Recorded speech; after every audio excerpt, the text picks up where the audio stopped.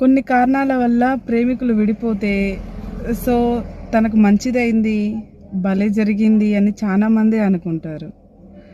ఆమె హ్యాపీగా ఉందిరా నువ్వు విడిపోయినా అని కూడా ఆలోచిస్తారు. కానీ ఎలా హ్యాపీగా ఉంటామండి? ఇష్టమైన వాళ్ళని దూరం చేసుకొని అలా ఎలా హ్యాపీగా ఉంటాం?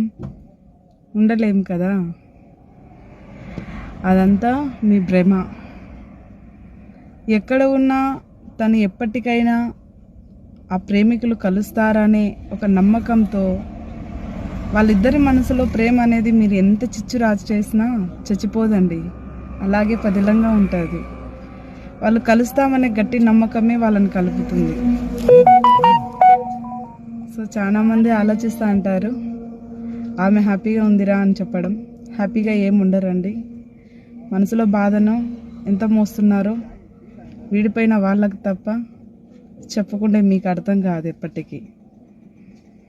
సో అలా ఎప్పుడు ఒక ప్రేమ జంట గురించి అలా ఎప్పుడు మాట్లాడుకోవకండి. ఎందుకంటే వాళ్ళ బాధ వాళ్ళకి తప్ప మీకు మాత్రం అస్సలు ఈ జన్మలో కాదు ఇంకొక జన్మ అంటూ ఉన్నా కూడా అర్థం కాదు. Okay, bye.